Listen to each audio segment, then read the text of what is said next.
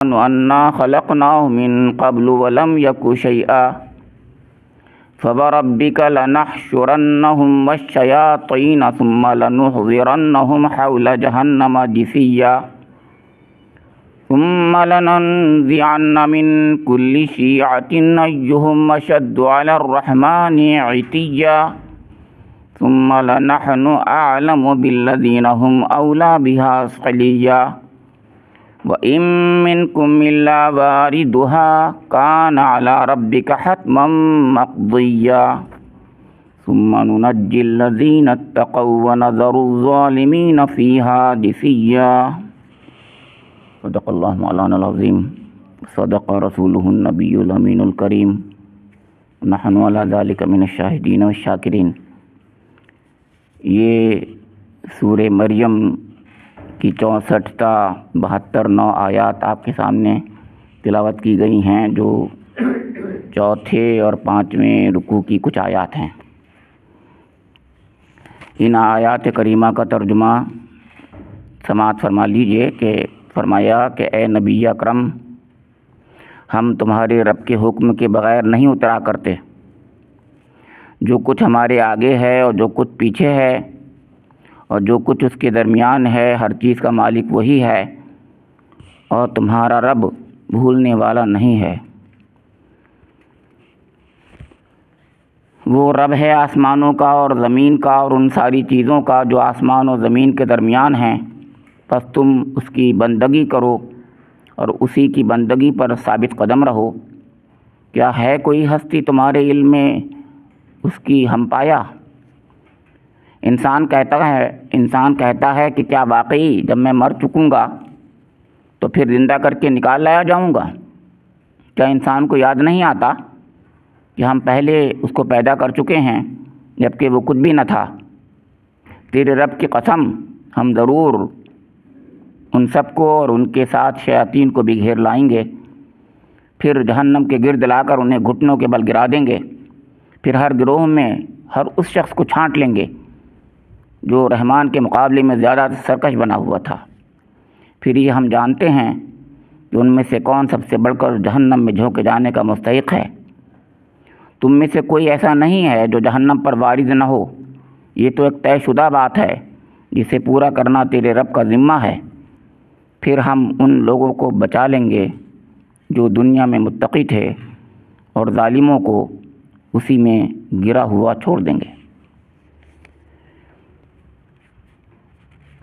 سورہ مریم کی یہ آیات جو ہیں آخری سورہ کی آیات میں سے ہیں، یعنی سمرائز یہاں سے اللہ تعالیٰ اس پورے مضامین کو کر رہا ہے۔ سمری کی نوعیت کی یہ آیتیں ہیں، خلاصے کی نوعیت کی آیتیں ہیں۔ چنانچہ ان آیات کے 2 کمپوننٹ ہیں۔ پہلا کمپوننٹ جو ہے وہ حضور نبی اکرم محمد مصطفیٰ صلی اللہ تعالیٰ علیہ وآلہ وسلم کو تسلی اور آپ کو صبر کی تلقین پر مبنی ہے، اپنے حبیب کو خطاب ہے، اور خطاب کرنے والے بجائے اللہ تعالیٰ کے حضرت جبریل ہیں، متکلم گویا جبریل ہیں یہاں پر۔ اور دوسرا کمپوننٹ جو ہے اس کا وہ توبیخ و تنبیہ ہے ان لوگوں پر جو کہ بات نہیں مان رہے تھے اور حضور کی مخالفت کر رہے تھے اور اسلام کی مخالفت کر رہے تھے اور اسلام کے سخت ترین دشمن تھے۔ ان کو بہت سخت ان کی تنبیہ کی گئی ہے، بہت سخت قسم کی توبیخ کی گئی ہے، یعنی پھٹکار لگائی گئی ہے، اور ان کا جو انجام ہونے والا ہے اس کا ذکر کیا گیا ہے کہ کتنا خطرناک انجام ان کا ہونے والا ہے۔ تو آپ غور کیجئے کہ یاد آتا ہے، آپ کو بھی یاد ہوگا کہ حضرت مریم کا جب قصہ بیان کیا جا رہا تھا تو فرمایا تھا کہ حضرت روح من امرنا، اللہ تعالیٰ کی طرف سے فرشتے حضرت جبرائیل علیہ السلام آئے ان کے پاس اور انسانی شکل میں آ گئے اور یہ کہا لِأَهَبَ لَكَ غُلَامًا زَكِيًّا، میں اس لیے آیا ہوں تاکہ تجھے اے مریم ایک لڑکے سے نوازوں۔ میں نے اس دن بھی بتایا تھا آپ کو، اس دن میرا ہی درس تھا کہ ظاہر ہے وہ کون کہ وہ دے دیں، سمجھے آپ کہ کہ وہ کسی کو بیٹا دے دیں، نہیں، اللہ کے حکم سے. پہلے کہا میں آپ کے رب کی طرف سے آیا ہوں، اللہ کا رسول ہوں، انا رسول ربک. تو لیکن اللہ تعالیٰ اس بات کو کہ کہیں کونے بچالے میں بھی بات نہ آ جائے لوگوں کے ذہن میں، یہاں پر اس بات کو مزید کھول رہا ہے. یہ بتانا چاہتا ہوں میں.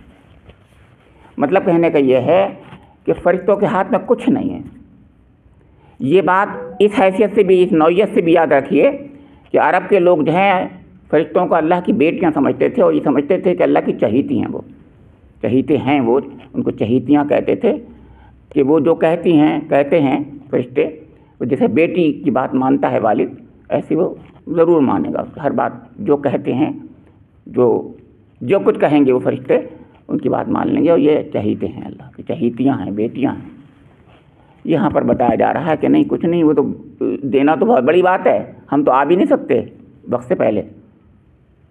اور یہ آنے کی بات اس لحاظ سے ہے کہ میں نے بتایا کہ حضور نبی اکرم محمد مصطفیٰ صلی اللہ تعالی وسلم نے اس وقت میں جب یہ حالات بہت سخت تھے، آپ کی یہ خواہش پیدا ہوئی کہ وہی جو ہے ذرا جلدی آیا کرے، مجھے رہنمائی ملے گی. اس سے کمک ملتی تھی حضور نبی اکرم کو، بہت تسلی ملتی تھی حضور نبی اکرم کو.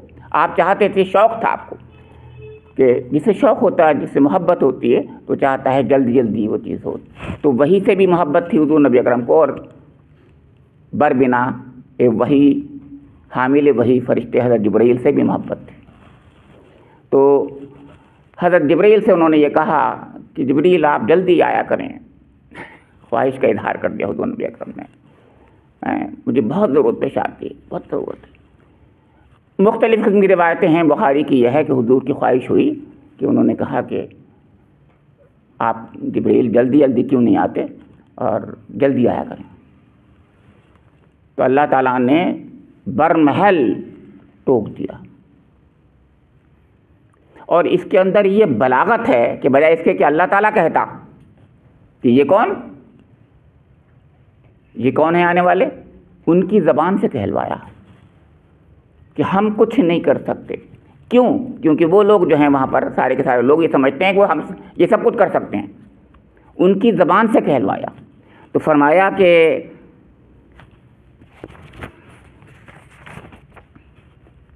وَمَا نَتَنَزَّلُ إِلَّا بِأَمْرِ رَبِّكَ لَهُ مَا بَيْنَ أَيْدِينَا وَمَا خَلْفَنَا وَمَا بَيْنَ ذَلِكَ وَمَا كَانَ رَبُّكَ نَسِيًّا. اور ہم جو ہیں اللہ کے یعنی آپ کے رب کے امر کے بغیر اترتے نہیں ہیں. یہ حضرت جبرائیل علیہ السلام کی پوری ایک جمعیت جو ان کے ساتھ میں وحی کی لانے والے فرشتوں کی جمعیت ہوتی تھی. ایسا نہیں کہ قرآن پاک نے خود کہا ہے، اس کا بہت خاص طور سے اہتمام ہوتا تھا. اللہ تعالیٰ یہ وحی جو آخری وحی ہے، اس کے بارے میں خاص طور سے جنہوں نے کہا یہ کہ ہم نے دیکھا کہ آسمان پر پہرے ہیں، ایسے پہرے پہلے نہیں ہوا کرتے تھے. یہ کیا تھی؟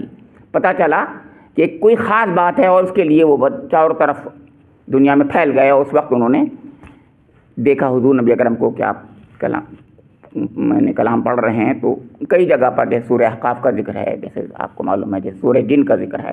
اس خاص جگہ 2 جگہ پر ذکر ہے کہ انہوں نے آ کر دیکھا اور بہت غور سے سنا، اور پھر انہوں نے کہا کہ یہ ہے وہ چیز جس کی وجہ سے سب یہ پہرے ہیں. تو صرف حضرت جبرائیل علیہ السلام نہیں آتے تھے، بلکہ حاملین وحی فرشتے ہوتے تھے، اور بہت چاروں طرف سے جلوم میں ان کے. تو حضرت جبرائیل ویسے بھی اکیلے نہیں آتے ہیں، یاد رکھیے گا، ان کے جلوم میں فرشتے ہوتے ہیں، کیونکہ مقرب ترین سب سے بڑے فرشتے ہیں یہ. ان کا مقام ہی کچھ اور ہے، ہم نہیں سمجھ پائیں گے. جیسے حضور نبی اکرم کا، نبی خاتم کا مقام ہے رسولوں میں، ایسی حضرت جبرائیل کا مقام ہے فرشتوں میں. تو یا خلیل کا مقام ہے، یا جو بھی کہیں ہم، بہت بڑے اولو العزم انبیاء کرام کا جو مقام ہے. تو وہ یہ کہہ رہے ہیں کہ اے حبیب خدا، ہماری کیا مجال کہ ہم آ جائیں. امر ربک، تیرے رب کا امر جب تک نہیں ہوگا ہم تو اتر ہی نہیں سکتے، ہم نیچے نہیں آ سکتے. جیسے کہ انہوں نے معراج میں کہا تھا میرے پر جل جائیں گے، میں اوپر نہیں جا سکتا، یہ سدرۃ المنتہا کے بعد.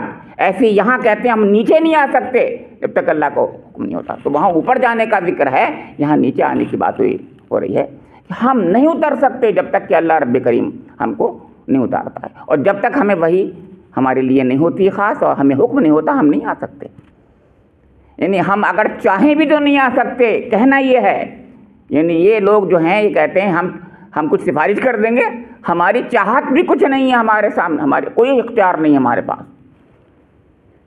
پھر فرمایا لہو ما بین ایدینا وما خلفنا وما بین ذالک، اگر ہم چاہیں تو یہ ہوتا ہے. اس کی طرف اشارہ ہے، یعنی ہمارے آگے اور پیچھے چاروں طرف پہرے ہوتے ہیں. اس کے اندر اللہ تعالیٰ کی کچھ خاص بات ہے جس کی طرف ذکر ہو رہا ہے کہ لہو ما بین ایدینا وما خلفنا وما بین ذالک. زمان و مکان کی جو حدود ہیں ان میں اللہ تعالیٰ کی طرف سے خاص جو انتظامات ہیں اس کا ذکر ہے کہ اس کے بغیر ہم نہیں آ سکتے. وما کان ربک نسیا، اور آپ کا رب جو ہے وہ بھولتا بھی نہیں ہے. اب اس میں ہے حضور کی تسلی خاص طور سے، یعنی اے نبی اکرم آپ یہ چاہتے ہیں کہ اس وقت آ جائیں، ہم کچھ آپ کی رہنمائی کر دیں. ہم کون؟ ہماری رہنمائی کریں گے، ہمیں رب جو کہتا ہے وہ ہم کہتے ہیں، اور آپ کا رب بھولتا نہیں ہے. اور یہ بھی نہیں بھولتا یعنی یہ کہ کوئی کون جا رہا ہے کون نہیں جا رہا، یعنی اس وقت کسی خاص محل میں، کسی خاص مقام میں، کسی زمانے میں، حال مستقبل اور ماضی کے کسی معاملے میں یا مکان کے کسی بھی اس میں وہ بھولتا نہیں ہے. چاروں طرف نگہبانی کرتا، اس کی ہر گھڑی نگہبانی ہے.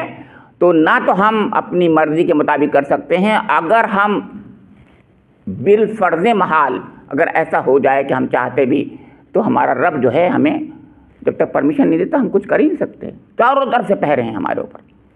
نہیں وہ کر بھی نہیں سکتے تھے، یہ تو شیطان کے لیے ہوتا ہے کہ شیطان چاہتا بھی ہے تب بھی نہیں گھس سکتا اس کے اندر، یہ مطلب تھا. لیکن یہاں پر اس وحی الہی کو خاص طور سے بتایا، اس کی حفاظت کا ذکر فرمایا ہے. اور اس میں تسلی کا پہلو ہے. تو پہلے تسلی کا پہلو ہمارا ربو کا نسیہ. آپ یہ نہ سوچئے کہ آپ کا رب بھول گیا، یعنی وہ کہہ رہے تھے آپ حضور کو انتظار تھا وحی کا. بات یہ ہے جیسے سورہ کہف میں تھا کہ میں کل بتا دوں گا یہ کہا تھا، یہاں پر بھی ایسا ہی تھا کہ حضور نبی اکرم بہت ہی زیادہ مشتاق تھے کہ وہی آ جائے، کہ رہنمائی مل جائے، مجھے اس وقت ضرورت ہے، جسے کہتے ہیں کمک کی ضرورت ہوتی تھی. تو یہاں پر اللہ تعالیٰ نے تسلی دی ہے لیکن ما کان ربک نسیہ، وہ بھولتا نہیں ہے، آپ خوب جانتا ہے اور وہ حکمتوں کو جانتا ہے کہ کب وہی آنی چاہیے کب نہیں آنی چاہیے. اس میں آپ کی تربیت بھی ہے، اور میں اب عرض کر رہا ہوں ہماری تربیت ہمارے لیے بھی اس کے اندر رہنمائیاں کے بہت سے سبان ہیں. پھر فرمایا رب السماوات والارض وما بینہما فاعبدہ واصطبر لعبادتہ ھل تعلم لہ سمیہ. اس میں جو ہے حضور کو صبر اور استقامت کی تلقین کی گئی ہے. صبر میں اور استبار میں فرق یہ ہوتا ہے کہ جب عربی میں کوئی بھی ورڈ ایکسٹرا ہوتا ہے تو اس میں شدت کی طرف اشارہ ہوتا ہے. تو صبر اور استبار میں فرق یہی، تو بڑھنے سے یہ ہو گیا. تیب بھائی بڑھتی ہے، کبھی استماع ہوتا ہے جیسے سما سے استماع ہوتا ہے، ایسی تو ہے یہاں پر. اس میں بھی اس کے معنی بہت شدت ہے کہ آپ جو ہے صبر، وہ والا صبر جس میں پامردی ہو، استقامت ہو، پورے طریقے سے جم جائیے آپ. یہ مطلب ہے کس بات کے لیے؟ لعبادتہ. لعبادتہ مفسرین نے بتایا کہ پوری جامعیت کے ساتھ عبادت ہے. یہ وہ عبادت نہیں بلکہ جسے بندگی کہتے ہیں ہم لوگ، اس بندگی کے اندر جس کے اندر خود سپردگی پورا سرنڈر ہوتا ہے اس کی بات ہو رہی ہے. ہر گھڑی جو اللہ کے حضور جو ہے آدمی جھکا رہتا ہے اس کی بات ہے. تو فاعبدہ واصطبر لعبادتہ، فاعبدہ بھی کہا ہے اور لعبادتہ بھی کہا ہے. اس کا مطلب دو بار جب کہا گیا سمجھ لیجئے کہ بندگی کو پورے طریقے سے آپ جو ہے اس میں ہی آپ کو کمک ملے گی. یعنی آپ سمجھتے ہیں، اگر میں سمجھتا ہوں آپ سمجھتے ہیں کہ شاید اس کے ذریعے سے مجھے یعنی جو وحی اور رہنمائی آتی ہے اس کے ذریعے سے مجھے میرا کام بنے گا. نہیں، قرآن میں خود کہا ہے یا ایھا الذین آمنوا استعینوا بالصبر والصلاۃ. صبر اور صلاح، یہاں صبر و صلاح ہی ہے، یاد رکھیے. یہاں عبادت اس صلاۃ کی جگہ پر ہے، یعنی نماز اور صبر کے ذریعے سے اللہ کی کمک مجھے اور آپ کو بھی ملتی ہے. اس وقت تو حضور کے ذریعے سے ملتی تھی، تو مگر اب حضور تو نہیں ہمارے درمیان نا، تو اب ہمیں بھی تو چاہیے کمک، ہمیں بھی تو وہی کام کرنا ہے، تو اب ہم کیسے کریں؟ اللہ تعالیٰ نے قیامت تک کے لیے وہ بات بتا دی کہ اب وہ کمک اسی طریقے سے ملے گی جو اس زمانے میں ملتی تھی، یعنی صبر اور نماز کے ذریعے سے۔ اسی کو استبار کہا اور لعبادتی کا، فاعبدہ واصطبر لعبادتی کا۔ اور رب السماوات والارض، یہ پھر اسی طرف گئی بات جو پہلے میں نے کہی تھی کہ آسمان و زمین کا اور اس کے درمیان میں جو کچھ ہے سب کا وہ رب ہے۔ رب یہاں پر دوسرے معنی میں ہے، یعنی پوری قوت اور طاقت کے ساتھ میں وہ اپنے اس روحانی رزق کو اس دنیا میں بھیج رہا ہے۔ کیا ہے روحانی رزق معلوم ہے آپ کو؟ یہ رہنمائی جو قرآن کے ذریعے سے ہے، یہ روحانی رزق ہے، یہ روحانی رزق ہے۔ پھر فرمائے، اب یہاں تک یہ بات ختم ہوئی، حل تعلم لہ سمیہ، اور تمہارے کیا ہے کوئی ہستی تمہارے علم میں اس کی ہم پایا؟ یعنی اللہ تعالیٰ نے خود یہ سوال کر کے گویا، یہ استفہامیہ بات کہہ کر کے گویا کہ حقیقت میں کوئی نہیں، اس کے علاوہ کوئی ہے ہی نہیں، صرف وہی ہے سب کچھ، رب السماوات والارض ہے۔ لہذا اسی پر یقین کرتے ہوئے اور پورا اس پر جو ہے بھروسہ رکھیے، آپ توکل اللہ، توکل کریے، یہ توکل کی تعلیم ہے یہاں پر۔ پھر فرمایا اب یہاں سے دوسرا کمپوننٹ شروع ہوتا ہے، اور یہ توبیخ اور تنبیہ کا ہے جیسا کہ میں نے عرض کیا، اور وہ عرب کے ہی پرسپیکٹو میں لیجیے، اگر دنیا میں ہر زمانے میں ہر چیز پہ لیا جاتا ہے اس کو بھی لے سکتے ہیں، کہ وہ یقول الانسان اذا ما مت لسوف اخرج حیا۔ انسان یہ کہتا ہے، کون انسان؟ جو انکار کرنے والا ہے، کون انسان؟ جو کافر ہے، الانسان، ان میں خاص انسان لوگ ہیں ان کی طرف، کہ کیا جب میں مر چکوں گا تو پھر زندہ کر کے نکال لایا جاؤں گا؟ اب عجیب بات ہے، ایک بے وقوف احمقانہ سی بات ہے یہ احمقانہ بات، جب وہ کہے کہ میں مر جاؤں گا تو پھر مجھے دوبارہ اٹھایا جائے گا، تو اس سے سوال وہی اللہ تعالیٰ نے کر دیا جو ہر ایک لاجیکل سوال ہو سکتا ہے، اس سے پہلے تو کیسے پیدا ہوا؟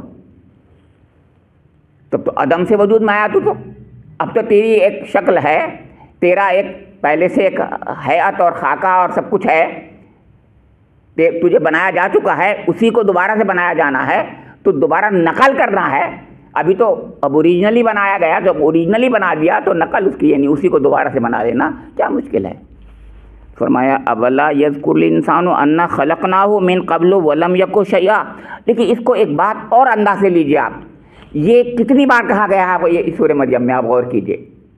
جب حضرت زکریا علیہ السلام نے یہ کہا کہ اے میرے رب، میں اتنا بوڑھا ہو گیا اور میری بیوی بانجھ ہے، اب بھی میری اولاد ہوگی، کیسے ہو سکتا ہے؟ یہ کیسے ہو سکتا ہے؟ تو اس وقت بھی یہی کہا تھا اللہ تعالیٰ نے، اس سے پہلے ہم نے تجھے کیسے پیدا کیا تھا۔ پھر حضرت مریم کے بعد میں بات آئی ہے عیسیٰ علیہ السلام کی، تو تب بھی یہی کہا گیا تھا کہ جب حضرت مریم نے کہا تھا یہ کیسے میرے بیٹے کیسا ہو سکتا ہے، تو کہا ہمارے لیے بہت آسان ہے، ہم جیسے چاہیں کر سکتے ہیں، ہے کہ نہیں؟ تو یہ بات وہاں سے پھر جوڑی ہے، اسی سورہ کی بات ہے، اسی سورہ کو کس طریقے سے یہ باتیں جو ہیں ایک سورے میں ایک ہی مضامین ہوتے ہیں، یہ بتانا چاہ رہا ہوں آپ سے، یعنی اسی کا کنٹینیویشن ہوا کرتا ہے۔ تو فرمایا جا رہا ہے کہ من قبل ولم یک شیئا، جب تو کچھ نہیں تھا تجھے جب بھی تو بنایا تھا، اور یہ بات کتنی بار کہی ہے؟ اب تاریخ کے حوالے سے بتایا گیا، گویا تاریخ میں حوالہ یہ حضرت زکریا کے ساتھ ایسا ہو چکا ہے، حضرت مریم کے ساتھ، حضرت عیسیٰ علیہ السلام کے ساتھ ہو چکا ہے، حضرت آدم علیہ السلام کے ساتھ ہو چکا ہے، جو کچھ نہیں تھے ان کو بنا دیا، دوبارہ سے بنانا کیا مشکل ہے؟ مجھ سے آپ سے سب سے کہا جا رہا ہے، ہم سب بھی پیدا ہو چکے ہیں، ایک بار دوبارہ پیدا کرنا کیا مشکل ہے؟ فَوَرَبِّكَ لَنَحْشُرَنَّهُمْ وَالشَّيَاطِينَ ثُمَّ لَنُحْضِرَنَّهُمْ حَوْلَ جَهَنَّمَ جِثِيًّا۔ بہت ناراض ہے اللہ تعالیٰ یہاں ایسے لوگوں سے، کیونکہ اتنی احمقانہ بات کہی ہے انہوں نے۔ کیا خیال ہے ہمیں دوبارہ سے کیسے بنا دیا جائے گا؟ تو گویا یہ کہا جا رہا ہے اے احمقو، ہم نے تو تمہیں اتنی بڑی عقل دی تھی، تم نے اتنی بے وقوفی کی بات کہی تھی، یہ مطلب ہے کہنے کا۔ جب اتنی عقل والے لوگ اتنی بے وقوفی بات کہیں تو ناراض نہیں ہو جائے گا اللہ تعالیٰ؟ مطلب کوئی بھی ناراض ہو جائے گا، میں اور آپ بھی ناراض ہو جائیں گے۔ ہم کسی سے ایکسپیکٹ کریں کہ ذہین ہے، کوئی بریلینٹ ہے، کوئی اچھا شخص ہے، پڑھا ہے نہیں، انٹیلیجنٹ ہے، اور وہ بہت بے وقوفی کی بات کرے تو ہم کو غصہ نہیں آ جائے گا؟ کیا بے وقوفی کی بات کر رہے ہو، ہم تم سے ایکسپیکٹ تو کر نہیں رہے تھے۔ اللہ تعالیٰ انسان کو بہت عقل مند سمجھتا ہے، بنایا ہی ہے اس نے بہت عقل مند، بنایا ہی ہے بہت اچھا، حسن تقویم پہ بنایا ہے اور عقل سے نوازا ہے۔ تو اب مگر وہ بے وقوفی کی جب بات کرتا ہے تو اللہ تعالیٰ ناراض ہوتا ہے۔ فرمایا فوربک، اور اس میں بہت زور ہوتا ہے، یہ قسم ہے، اللہ تعالیٰ اپنی قسم کھا رہا ہے، آپ کے رب کی قسم، لا اور لام بھی تاکید دیا ہے، اس کے بعد لام بھی تاکید دیا ہے، لنحشرن، اور نون کے ساتھ میں حشر جب کہہ رہا ہے ہم کریں گے ایسا، اپنی قوت کا اظہار بھی کر رہا ہے، تاکید بھی ہے، اپنی قوت کا اظہار بھی ہے، اپنی قسم بھی کھا رہا ہے اللہ تعالیٰ۔ سوچ رہے ہیں کتنی باتیں کہی تھی اس نے۔ پھر فرمایا کہ نہ صرف تم ان کو، لنحشرنہم، ان کو، والشیاطین، اور ان شیطانوں کو بھی جنہوں نے ان کو گمراہ کیا تھا، ہم سب کے ساتھ ایک شیطان لگا ہوا ہے۔ سورہ قاف میں جائیے، اب آپ سورہ قاف میں جب جائیں گے وہی چیز ہے کہ ان سب کو پکڑ کے اللہ تعالیٰ پھر، یعنی ان لوگوں کو، جب یہ مجرمین ہیں ان کو، اور ان شیاطین کو جنہوں نے ان کو گمراہ کیا تھا، سب کو پکڑ کے وہاں پتہ ہے عتید، ان سب کو لے جائے گا، سب کو اکٹھا کرے گا اور کہے گا اب تم بتاؤ، اب دونوں میں آپس میں مکالمہ ہوگا۔ تو آپ کو پتہ ہی جواب تو کچھ مل نہیں سکتا، وہ کہیں گے ہم نے نہیں کیا اس کو، یہ خود گمراہ ہوا ہے، وہ کہیں گے نہیں اس نے ہمیں گمراہ کیا، اس نے گمراہ کیا، اور اللہ تعالیٰ کہتے ہیں دونوں غلط کہہ رہے ہیں، بالکل، اور غلط کہہ ہی رہے ہیں۔ جو گمراہ ہوئے تھے ان کو اللہ نے عقل دی تھی، وہ کہیں گے بھی یہ کہ ہمارے پاس اللہ سلطان تو تھی نہیں، ہم پکڑ تو نہیں سکتے تھے ان کو، ہم تو صرف وسوسے ڈالتے تھے، اتنا ہی ہمارا کام تھا، یہ خود چاہتے ہی یہی تھے نالائق، اور بات صحیح تھی۔ اور دوسری طرف یہ کہیں گے کہ ہم تو سیدھے سادے بہت تھے لوگ، اور یہ اس نے، ابلیس نے اور ابلیس کے چیلوں نے ہمیں بہکا دیا۔ بات دونوں کی غلط ہے، اور دونوں نہیں سمجھ میں آیا، اس لیے اللہ تعالیٰ ناراض ہوگا اور فرمائے گا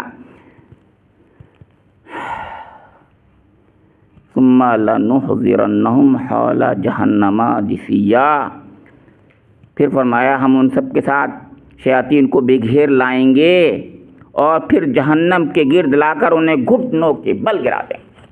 کتنا سخت ہے، سوچیے آپ، دھکا دے دیا جائے گا، اور یہاں سے آدمی جب گرتا ہے تو چوٹ پیشانی سے بچنا چاہتا ہے تو گھٹنا اپنا وہ کر لیتا ہے، گھٹنوں کو بلیے، بہت سخت ان کے یہ تعبیر ہے، یہ یعنی ان کو اس طریقے سے ڈانٹ کر کے اور دھکا دے کر کے آگے بڑھایا جائے گا، وہ چاہیں گے نہیں، ظاہر جہنم سامنے ہوگی، تو ان کو اس طریقے سے تو وہ گھٹنوں کے بل گر پڑیں گے۔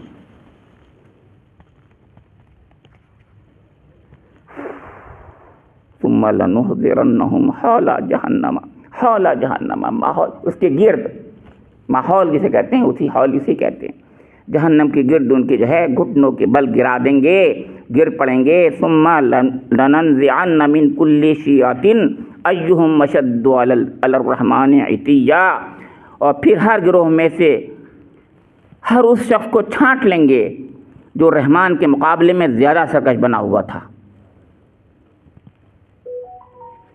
اللہ تعالیٰ حضور نبی اکرم کو یہاں بہت بڑی تسلی دے رہا ہے۔ وہاں پر ولید بن مغیرہ، عتبہ، شیبہ، جتنے بڑے بڑے سرداران قریش ہیں، سب کے سب مل کر کے، عاص بن وائل اور یہ کتنے لوگ ہیں، سب کے سب پلاننگ کر رہے ہیں، سب کوشش کر رہے ہیں کسی طریقے سے حق کے نور کو بجھا دیں، اور حضور نبی اکرم کے ساتھ وہ سازشیں کر رہے ہیں جس کا تصور آپ نہیں کر سکتے۔ یعنی آخر میں تو آپ کو پتہ ہی ہے، سب لوگوں نے مل کر یہ طے کر لیا کہ سب ایک ساتھ تلوار ماریں گے تاکہ بنو ہاشم بدلہ نہ لے سکیں۔ فرمایا کہ ثم، ہاں، ان میں سے جو بھی ہے جو سب سے زیادہ سرکش بنا ہوا تھا رحمان کے مقابلے میں، اس کو چھانٹ لیں گے۔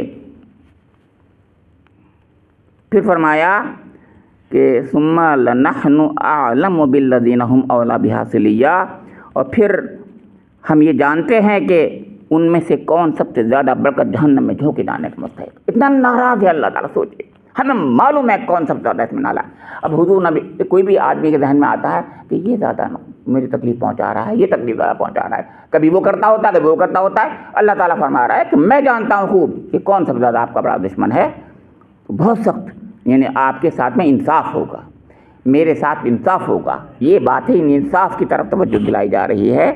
اور پھر فرمایا آخر میں وَإِن مِّنكُمْ إِلَّا وَارِدُهَا كَانَ عَلَىٰ رَبِّكَ حَتْمًا مَّقْضِيًّا۔ بہت سخت بات ہے یہ، اب اس میں اختلاف ہے، بہرحال میں اس اختلاف کو چھوڑ دیتا ہوں، یعنی مطلب یہ ہے تم میں سے، اب یہ فرمایا جا رہا ہے وَإِن مِّنكُمْ، इल्ला वारिदुहा काना अला रब्बिका हत्मम मक़दिया, तुम में से सब के सब कोई भी ऐसा नहीं है जो उस जहन्नम के करीब, जो जहन्नम से में वारिद ना हो, उससे ना गुजरे, वो तुम में से कोई। तो असलाफ की तफसीर यह है, हमारे जमहूर उलमा की तफसीर यह है कि एक पुल सिरात होगा और जहन्नम उसके नीचे होगी, आगे जन्नत होगी। इधर की तरफ वो आएंगे, इधर से जो है उनसे कहा जाएगा तुम ले जाओ। बहुत ही सख्त, बहुत ही बारीक, तलवार से तेज़ वो एक पुल होगा, उस पर से गुजारा जाएगा। तो अपने गुनाहों के बोझ से कट के लोग गिरते पड़ते हैं। जितने गुनाह होंगे उतना ही बोझ होगा उनका। गुनाहों के बोझ के बकदर वो जल्दी या देर में कोई यहाँ पर, कोई यहाँ पर, कोई यहाँ पर, कोई यहाँ पर गिरता चला जाएगा।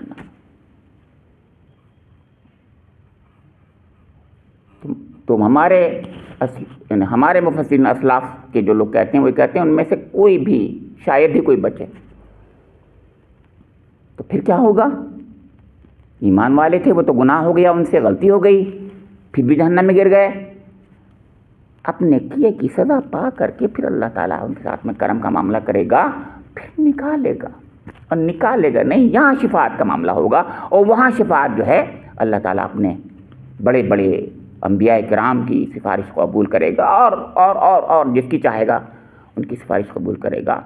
और फिर आखिर में किसी का ज़र्रा बराबर भी ईमान होगा, जिसको कोई नहीं जानता होगा, और वो हुकब अहकाब जहन्नम में हज़ारों साल जल चुके होंगे, तो रब्ब करीम अपने करम से उनको भी निकाल लेगा, जिसको सिर्फ वही जानता है जिसके अंदर ज़र्रा बराबर ईमान था। वो ईमान वो नहीं, उसको मैं डिफाइन नहीं कर सकता। ईमान आप मैं नहीं कर सकते डिफाइन। वो ईमान है कि जिसको हक़ की रोशनी वैसे पहुँची या नहीं पहुँची, लेकिन वो जानता है रब्ब करीम कि हाँ, इसके दिल में जो है अपने रब से ख़ास किस्म का एक ईमान था, मोहब्बत थी, और ये कुछ न कुछ तो अपने को अच्छा बनाना चाहता था। उसको अल्लाह ताला उसी के, तो ये इंसाफ है कि नहीं है? यानी जितना गुनाह था सब गुनाह के बकदर पहले जहन्नम में जाएंगे। और एक मैंने इससे पहले भी कहा है, अल्लाह ताला मुझे यानी हमें इस जहन्नम के अज़ाब से बचा ले। और इसलिए कि हुजूर ने फरमाया कि एक शख्स को जहन्नम का झोंका दिया जाएगा, सिर्फ झोंका दिया जाएगा। उससे पूछा जाएगा, दुनिया के अंदर वो ऐशो इशरत ही में रहा होगा सदा, कभी उसे तकलीफ और गम देखा ही नहीं होगा। उससे पूछा जाएगा, अब बता तू। कहता है, अल्लाह मैंने तो कभी ऐश और खुशी देखी नहीं थी, मैं सब भूल जाएगा, सब कुछ भूल जाएगा। और एक वो शख्स जो ज़िंदगी पर इस दुनिया में तकलीफ़ और मुसीबतों में रहा, लेकिन ईमान वाला था, लेकिन बहरहाल हर तरीके से तकलीफ़ और उसको पहुंचाई जाती रही, मुसीबत में रहा। अल्लाह का इम्तहान था। उसके बाद उससे जन्नत का एक झोंका जलवाया जाएगा। अब पूछा जाएगा, अब बता मेरे बंदे कि तूने कभी गम देखा था दुनिया में? कहेगा, ना, मैंने कभी नहीं देखा था। एक झोंका सारी दुनिया की कुल्फतों को भुला देगा जन्नत का, और जहन्नम का एक झोंका सारी ऐश को दुनिया के जो भुला देगा। अल्लाहुम्मा हफ़ज़ना मिन कुल्लि बलाइ दुनिया व अज़ाबिल आखिरह, जहन्नम के अज़ाब से मुझे और आपको सबको बचा दे रब्बे करीम। फिर फरमाया, सुम्मा नुनज्जिल लज़ीना तक़ौ व नज़रु ज़ालिमीन फ़ीहा जिसिया। फिर बचा देंगे हम उन लोगों को जो दुनिया में मुत्तकी थे, और ज़ालिमों को उसी में गिरा हुआ छोड़ देंगे। वहीं पर जहन्नम नीचे है, उसी में गिरा हुआ छोड़ देंगे, और उनको बचा लेंगे जो मुत्तकी हैं, उनको बचा लेंगे। तो वो हुए जो बेचारे गुनाहगार थे, उनके बारे में पहले बता चुका है। और जो मुत्तकी होंगे, अल्लाह ताला उनके साथ मामला ये करेगा कि वो हवा की तरह निकल जाएंगे, उस पे से हवा की तरह निकल जाएंगे, क्योंकि वो उनका गुनाहों का वज़न है ही नहीं। लेकिन हम सब ये अज़्म करें कि हमारा उस दिन जो है गुनाहों के बोझ से हम लदे हुए ना हो। हम अपनी सी कोशिश करें, रब्बे करीम तो अपनी रहमत ही से करेगा जिसको भी बख्शेगा, लेकिन हमारी कोशिश ये होनी चाहिए। अगर हमारी कोशिश नहीं है तो अल्लाह की रहमत से उम्मीद क्यों कर रहे हैं? हमें कोशिश करना है तो अल्लाह ताला खुसूसी करम का मामला करेगा। रब्बना तक़ब्बल मिन्ना इन्नका अंतस समीउल अलीम, तुब अलैना इन्नका अंतत तव्वाबुर रहीम। وآخر دعوانا الحمدللہ رب العالمین۔ اے اللہ ہمارے گناہوں کو بخش دیجیے، اے اللہ ہمیں جہنم کے عذاب سے، پلسرات کے عذاب سے اور تمام دنیا اور آخرت کے سارے عذابوں سے بچا دے۔ اے اللہ ہم سب لوگوں کی ہدایت نصیب فرما دیجیے، اے اللہ جو صحیح باتیں ہیں ہمارے قلب میں جاگونی فرما دیجیے، اور جو غلط بات زبان سے نکل جائے اے اللہ ان کو تو محو فرما دیجیے۔ ربنا تقبل منا انک انت السمیع العلیم وتب علینا انک انت التواب الرحیم۔